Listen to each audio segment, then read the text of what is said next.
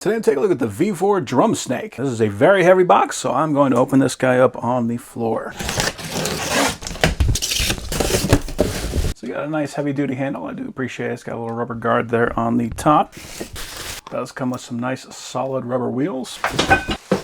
And there it is. So it is not as heavy without the big box. I mean, it is as heavy, it just feels a lot more manageable. But definitely not so much that we can't pick this thing up and go up some stairs with it if we need to. That is nice looking. So I've used the open cage version in the past. That was nice because if anything happens on the inside, you can get your hands in there and clean everything up. I really just like the overall look and feel of this. And also you're not just gonna have stuff flinging off of this thing as much as you would with the open cage. So I prefer this style. I can see we got our motor at the top.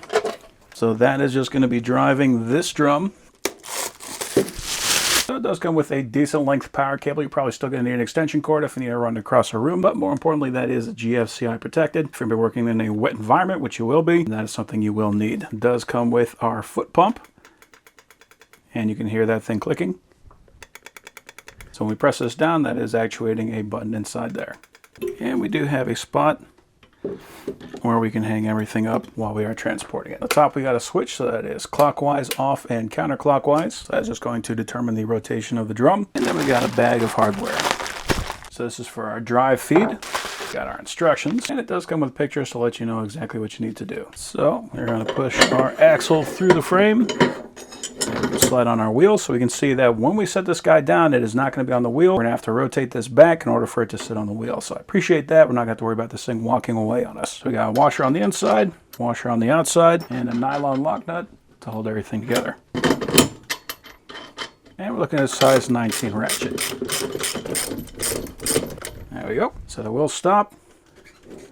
And that will roll. And because these are nylon lock nuts, we don't have to worry about those things coming off. So our handle is not going to fit inside the tube or outside the tube. It is actually going to sit behind the tube. Let's run a bolt through the back, got a washer, and we got a wing nut. So that way, if we need to pack this guy up, we can easily disassemble this and we won't need tools. Now for the business side, that just threads right into a nut. So we spin that side to side. That will control our forward and reverse.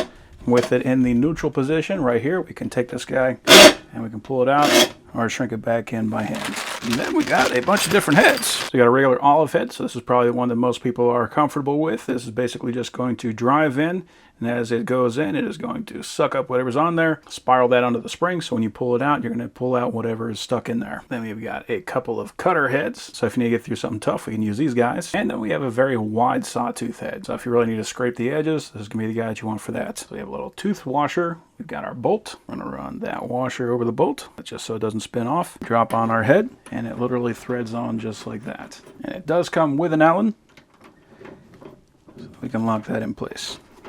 Now with this head, you quite often want to have a little bit of movement in there, so you don't want to just crank this down. Of course, you can do that if you want to. It is not recommended. And this does have a little spring on it, so if you want to, we can put this guy on our keychain. So if I press on the pedal, there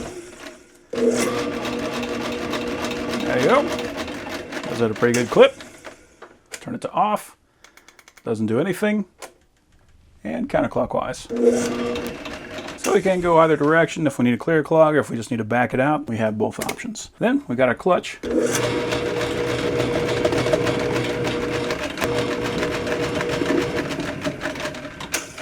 Very nice. Very nice having that auto feed too. Save you a heck of a lot of effort.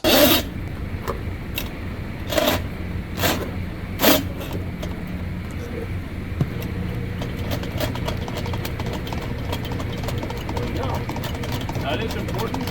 As you can see, it's kind of jumping back and forth.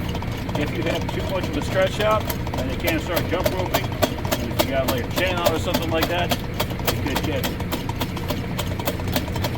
They did show in the instruction manual, you can put a pipe on there and use a pipe to guide it. And that'll help to hold it kind of straight. It is a good idea. I've never seen anybody actually do that, but it is nice to have that as an option.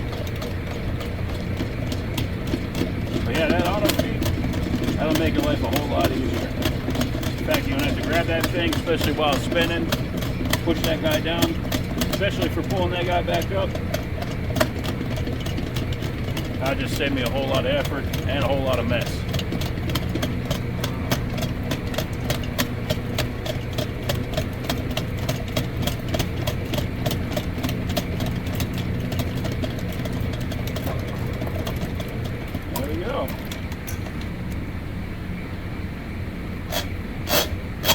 Awesome. So if you're looking for a whole lot of machine for clearing heavy duty clogs, that is going to be an excellent option for that.